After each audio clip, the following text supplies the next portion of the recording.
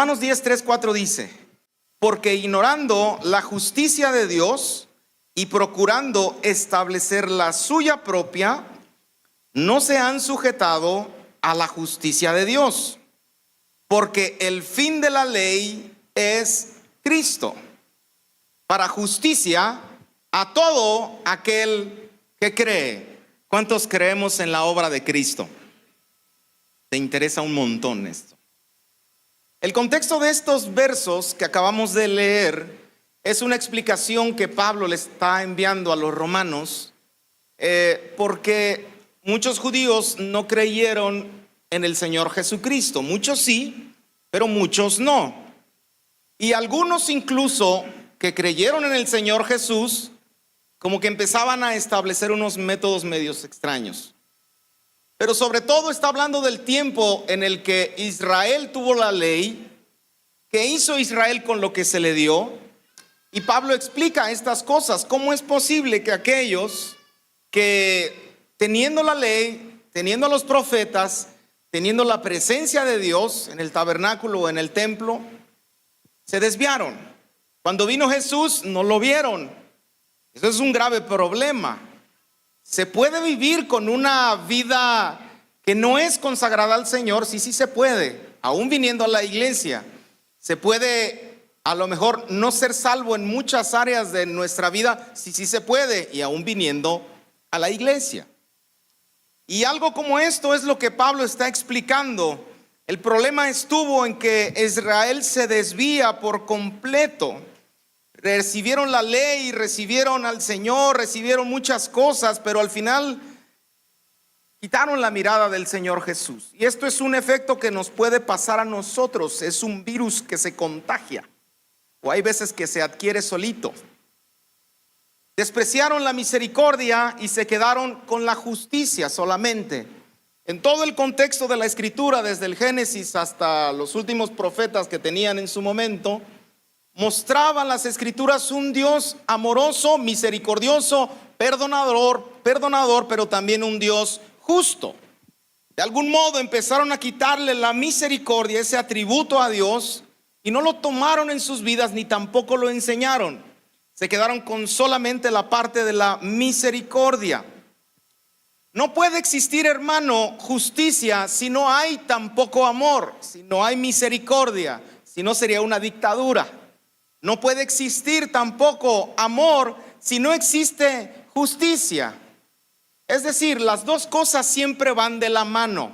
No puedes quitar una de la otra. Tú no puedes educar a tus hijos con solamente decir te amo, hijo, y te dejo hacer lo que tú quieras.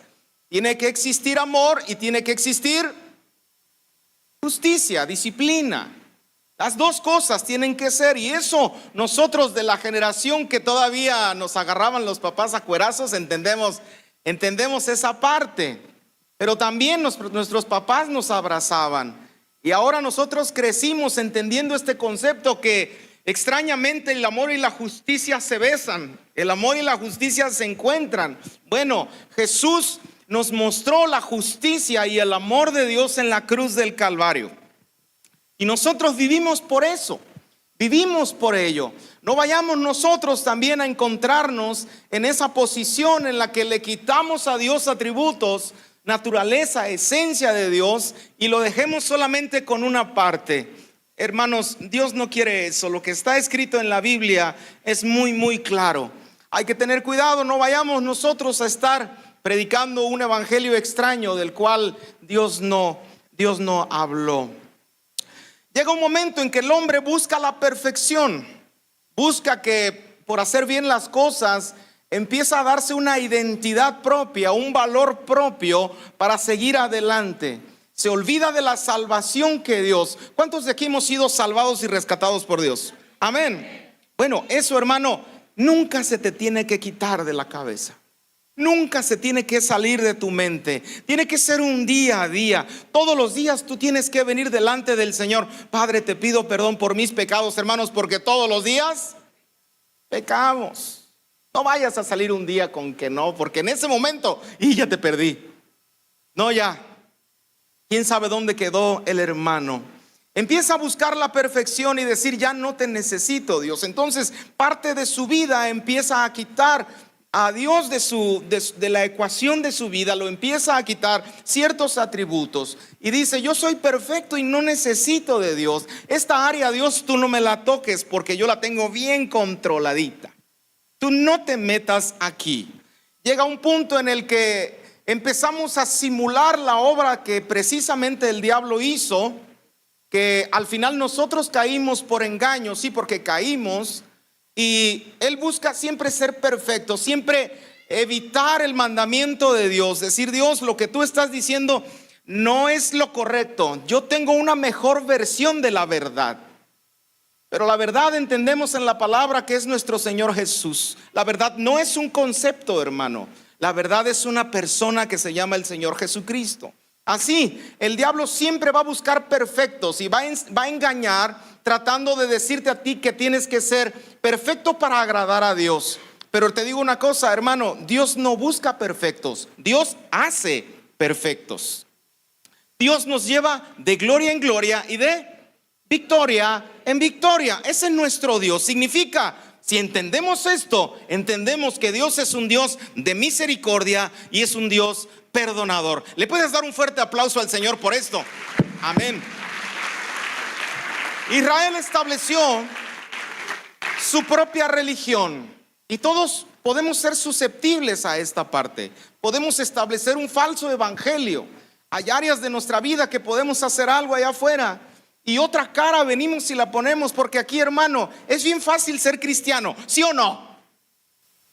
Pero allá afuera, en la casa, con la esposa, con los hijos, en el trabajo, allá donde te desenvuelves, donde tomas decisiones, donde la presión se empieza a acumular, te oprime para tratar de que tú tomes malas decisiones. Allí es donde nosotros somos probados en el día a día. Así Romanos 10:2, un verso antes, mismo capítulo, dice, porque yo les doy testimonio de que tienen celo de Dios. Está hablando del pueblo de Israel.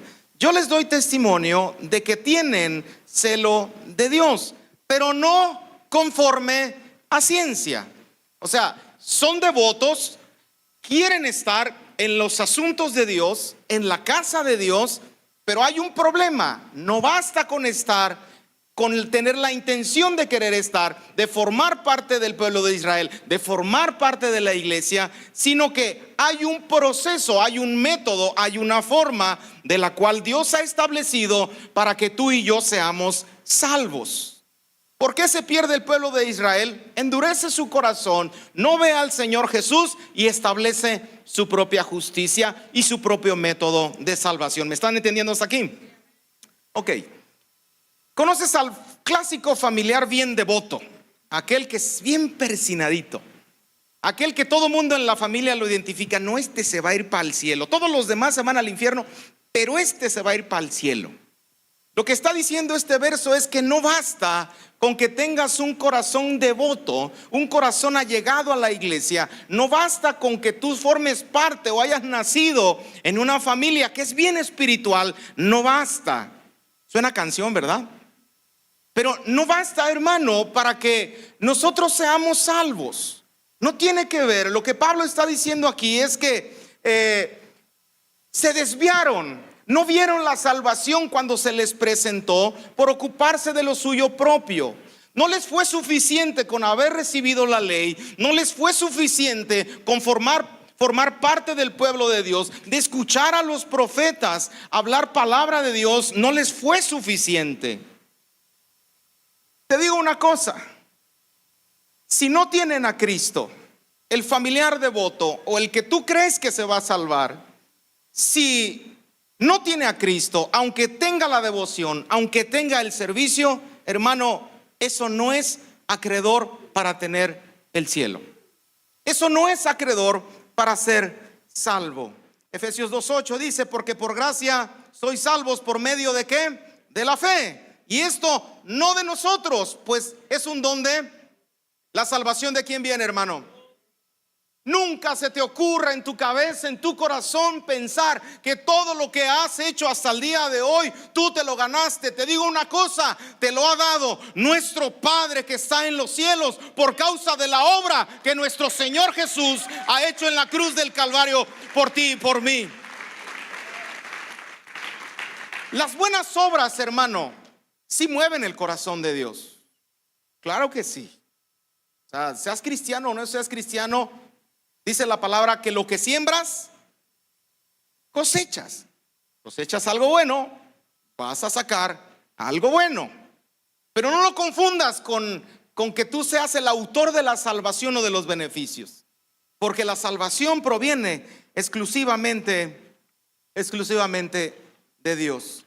Así como el vecino dadivoso que todos tenemos, que el familiar dadivoso sin Cristo, también le pasó a Israel. No por sus obras son salvos, no por tener todo el conocimiento de la palabra, sino más bien por haber creído que el Señor Jesús nos ha venido a salvar y creer que en Él tenemos vida eterna. Israel tiene un gran deseo de servir a Dios, dice Pablo, pero no conforme a ciencia. No basta con venir a la iglesia, hermano, y hacer un montón de cosas. No basta con dar la comida a los pobres, no basta con ir a visitar a los enfermos, no basta con sacar demonios, no basta. Eso no es el síntoma de un verdadero cristiano. Sin embargo, son frutos. ¿Quién dijo que no? Sí, claro que sí. Pero vamos a la esencia de las cosas, porque ahí es donde yo no quiero que te vayas a perder. El hecho que pertenezcas a una religión, a una congregación, tampoco te salva. Puede ser que estés incluso estancado en algún área de tu vida y no has podido salir porque precisamente empezaste a perder la fe y establecer tu propia justicia para intentar salvarte de aquella situación. Hermano, los hijos de Dios no operamos de esa manera. Los hijos de Dios esperamos la salvación que proviene de Dios. Si los israelitas, dueños del pacto, se perdieron, que escucharon la voz de Dios, que estuvieron allí, no vieron venir a Cristo, ¿cuánto más nosotros, si no estamos preparados, cuando venga Cristo por segunda vez, podemos quizá no mirarlo? Por eso es tan urgente que nosotros compartamos la palabra, que nosotros le digamos a los demás que no es por sus obras, que no es por sus logros, sino que Cristo está ávido para recibir a aquel que le cree. ¿Cómo van a saber ellos cuál es el verdadero camino si nosotros no les compartimos? No te confíes. Puede ser que los que están a tu alrededor no sean salvos. No digas, yo no le voy a compartir a mis padres o a mis hermanos o a mis familiares porque se portan mal. Hermano, Dios ha venido a rescatar a los que teníamos necesidad de Él. No vino por justos, sino por pecadores. No vino por sanos, sino por los enfermos. Por eso algunos se alejan porque supuestamente no ven cambios en su vida. Dicen, no, yo ya hice esto, yo ya hice lo otro, yo ya ayuné, ya Raúl me trae pan y agua nada más. Bueno, ni siquiera pan, ¿verdad? Bueno, a verduras y jugos. Y no, aquí no pasa nada. Y se alejan de Dios. ¿Por qué? Porque pensaron que la fuente de salvación era aquel que los ministraba, o el proceso, o lo que ellos hicieron. Establecieron su propia justicia. Jesús, hermano, tengo que recordarte que Jesús no nos sigue a nosotros. Nosotros seguimos a Jesús. Así es que esos poemas que luego están en las centrales de autobuses donde va ves que no ves la huella y que Jesús estaba cargando y no sé qué cosas, hermano, nosotros seguimos a Jesús. Nosotros seguimos su salvación. Por no cambiar algo en tu vida, te pregunto, ¿te has decepcionado de ti mismo alguna vez? Algunas fallas, pecados, comportamientos, que no llegas a dar ciertos frutos, condiciones de tu vida en lo general. ¿Te has decepcionado por algo? Aquí tienes la respuesta. Muy seguramente estás estableciendo tu propia justicia. La salvación solo proviene de Cristo, no hay de otra. Romanos 10, 3, 4. Porque ignorando la justicia de Dios, repito el verso, y procurando establecer la suya propia, no se han sujetado a la justicia de Dios. Porque el fin de la ley es Cristo para justificación a todo aquel que cree. En el hombre, hermano, no hay justicia. Y si tampoco hay justicia, menos habrá salvación. Romanos 9, 30, 32 dice: ¿qué pues diremos? Que los gentiles, afirma, ¿qué pues diremos? Y afirma que los gentiles que no iban tras la justicia, está hablando de nosotros, que no íbamos tras la justicia, han alcanzado la justicia. Es decir, la justicia que es por fe. O sea, Pedro está contento. Nosotros, hermanos, los que no sabíamos que ni siquiera existía un Dios verdadero, que no teníamos justicia, que no seguíamos la ley, que no entendíamos ni jota de lo que existía en el reino de los cielos. Ahora, nosotros hemos alcanzado justicia por medio de ¿qué? De la fe, repite, por medio de la fe. Mas Israel, que iba tras una ley de justicia, afirma, no pregunta, no la ha alcanzado. ¿Por qué? Porque iban tras ella no por fe, sino como por obras de la ley, pues tropezaron en la piedra de tropiezo. Hermano, el hombre le gusta de algún modo ser juez y dictar quién se salva y quién no salva.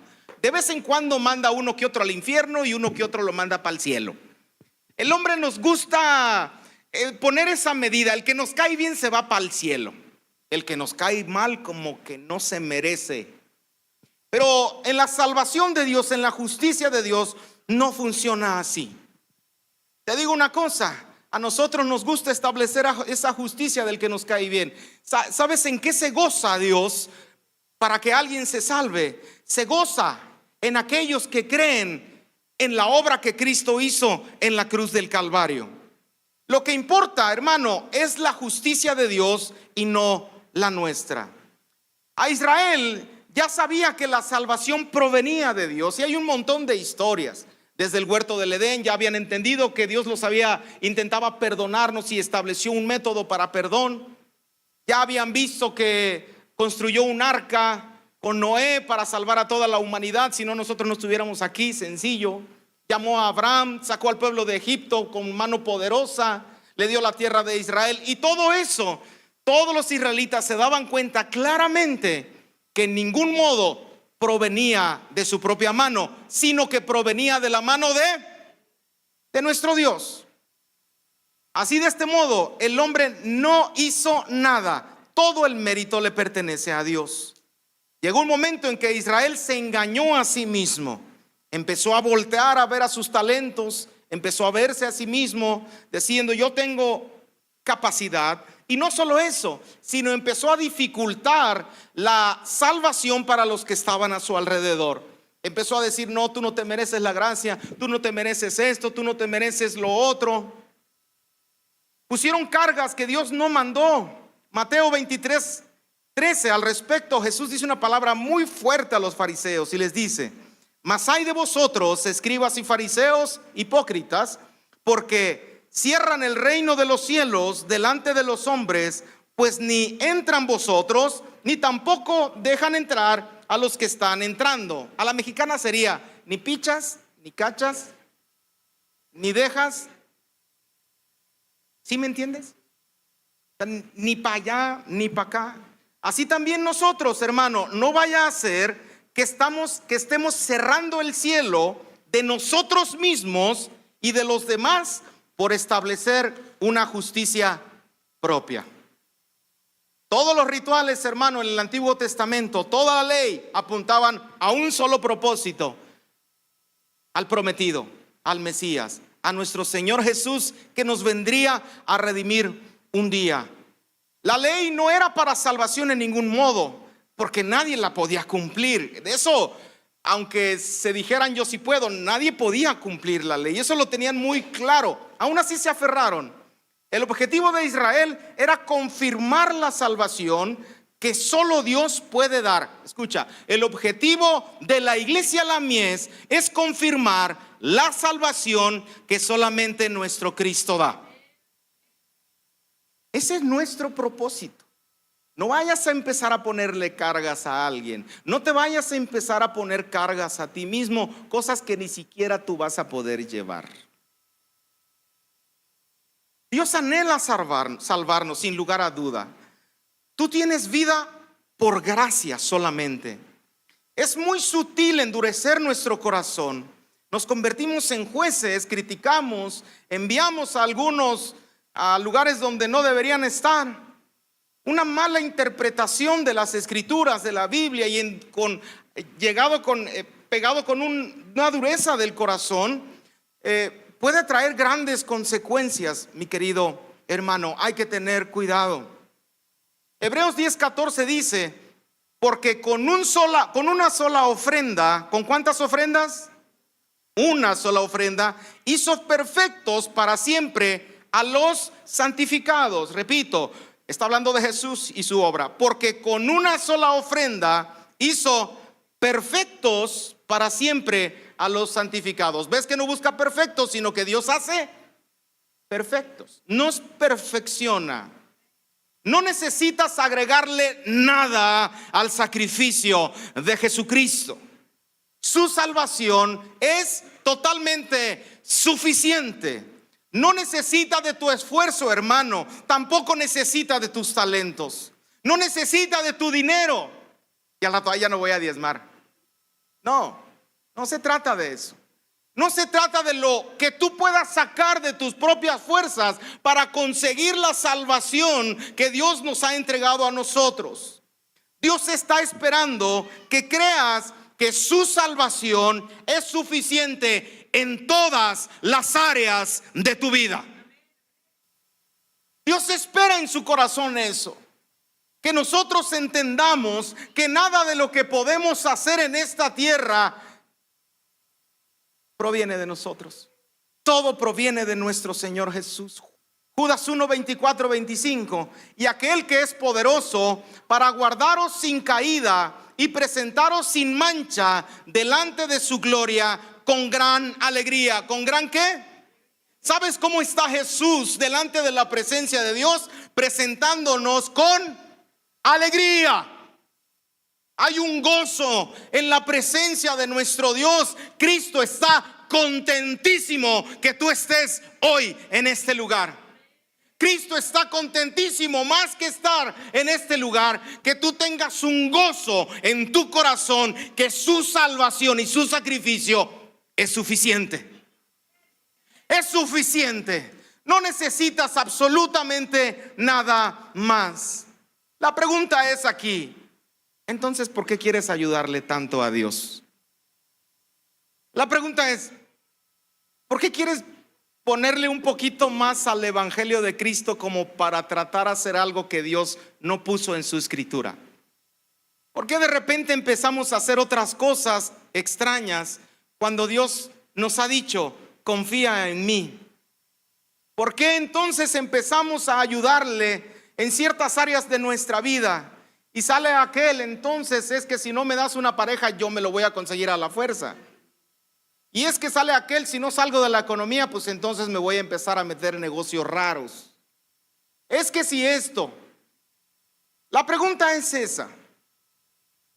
El sacrificio de Jesús, repito, es totalmente suficiente. La receta aquí para ser restaurados, hermano, es gozarte en la salvación de nuestro Cristo. ¿Es qué? En la salvación de Cristo. La receta aquí es gozarte en la salvación de Cristo. Ahora entendámoslo al revés, es más fácil entender. El que no se goza en la salvación de Jesús no puede ser restaurado. ¿Es mejor, un poquito mejor? Yo salí adelante. Lo que tengo me sostendrá. No necesito de nada, no necesito de Dios. Tampoco en esta área donde nadie me ve. ¿Cómo te puedes gozar en la salvación del Señor? Punto número 1. Si fallas, ven a los pies de Cristo y humíllate. Punto número 2. Si fallas, ven a los pies de Cristo y humíllate. Punto número 3. Si fallas, ven a los pies de Cristo. Punto número 4, hermano. Si fallas, ven a los pies de Cristo y humíllate. Y ya como en la quinta, si fallas, ven a los pies de Cristo. Y entonces se va a levantar una voz rara ahí. Ah, pecador, ¿qué haces en la iglesia? Si tú perteneces allá, ¿qué haces allí? Hipócrita. Y el hermano así. ¿Qué es lo que te estoy diciendo? Una sexta vez. Si fallas y humíllate. ¿Qué te estoy queriendo decir? Hermano, obliga a tu corazón para que venga a los pies de Cristo y se goce en su salvación. Te va a doler en el orgullo. Séptima, pero si fallas, ven a los pies de Cristo y si vuelves a fallar, y dale la burra al trigo, vuelve a los pies de Cristo y, hermano, somete la dureza de tu corazón a Cristo. Sabes que tu corazón en realidad no quiere volver a Cristo, porque estamos llenos de orgullo, de esa naturaleza caída. Y no me vayas a decir que yo ya recibí a Cristo y soy libre de todas esas cosas. No, eso vamos a ser libres hasta que venga Cristo por segunda vez y nuestro cuerpo sea glorificado. Por mientras, tú y yo vamos a tener que tener una lucha entre la carne y el espíritu todos los días de nuestra vida. Así es. Octavo, si fallas y el corazón es engañoso, hermano. Te va a decir, no, ya no le sigas, hipócrita. Después que David peca con Betsabé, si no conoces la historia, véntate Samuel, segunda de Samuel. Y por orgullo estableció su propia justicia para salvación. Él dijo, no, a ver, espérame, Dios, que no te des cuenta, porque yo cerré los ojos cuando estaba pecado, así es que tú no me viste. No te diste cuenta, Dios. Entonces, ¿qué agarra? Mata al esposo, oculta todo. Y Dios se dio cuenta. Por supuesto que se dio cuenta.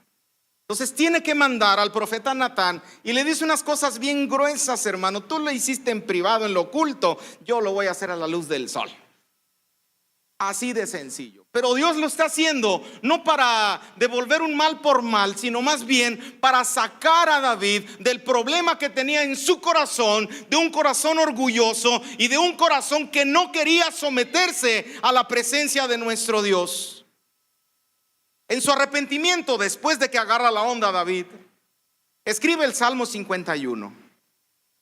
Y del 1 al 3 dice: ten piedad de mí, oh Dios, conforme a tu misericordia. Conforme a la multitud de tus piedades, borra mis rebeliones. Lávame más y más de mi maldad y límpiame de mi pecado.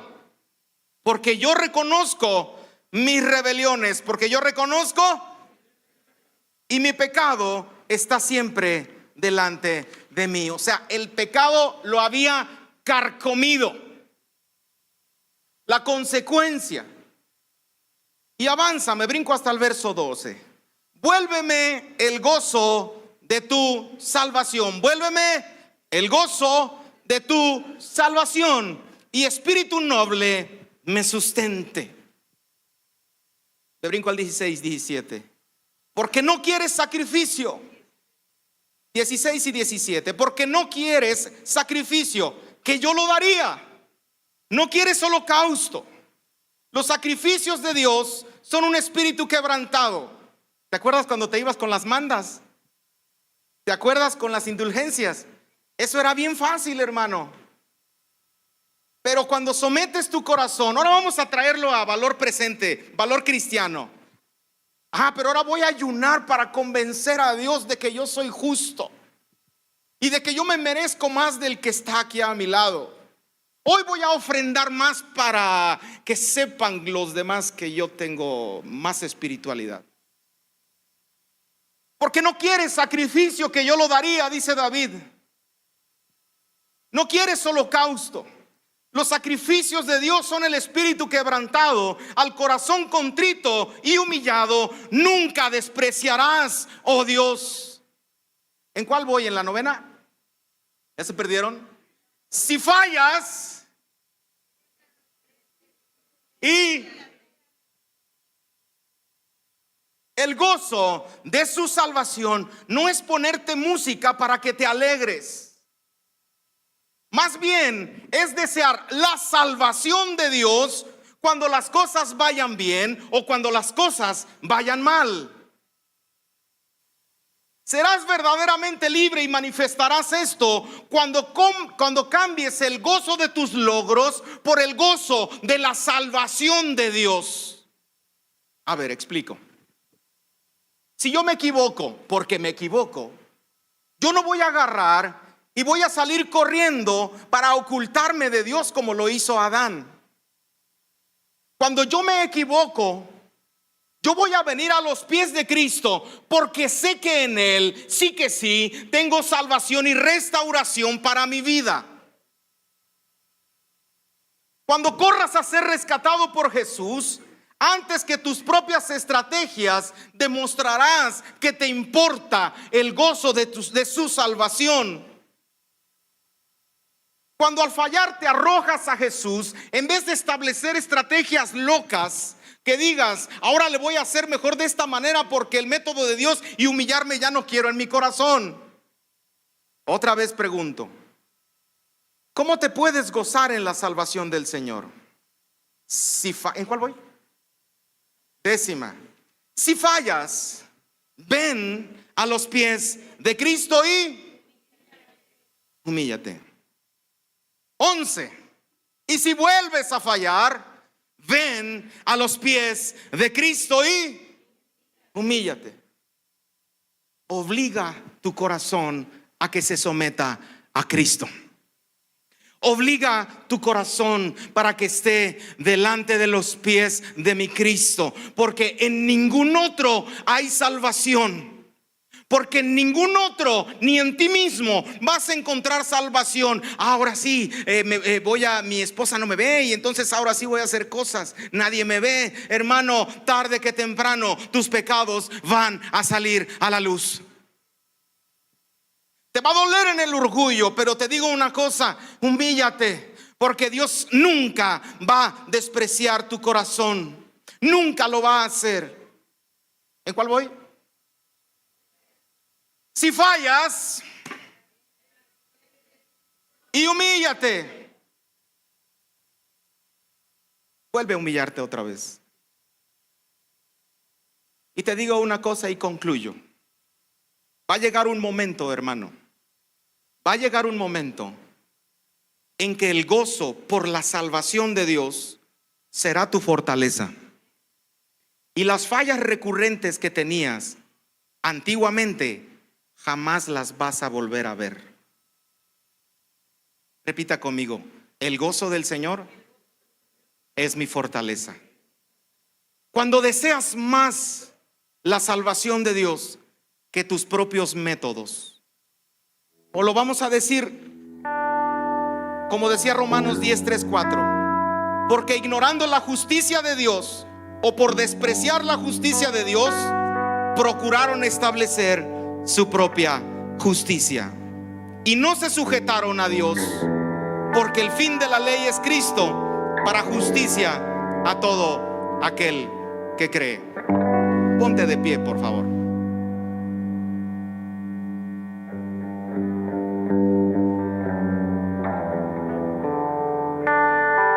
Cierra tus ojos ahí. Sabemos que establecemos justicia propia y despreciamos, hay veces, la justicia de Dios. Pero te invito a que traigas a tu mente, cierra tus ojos allí.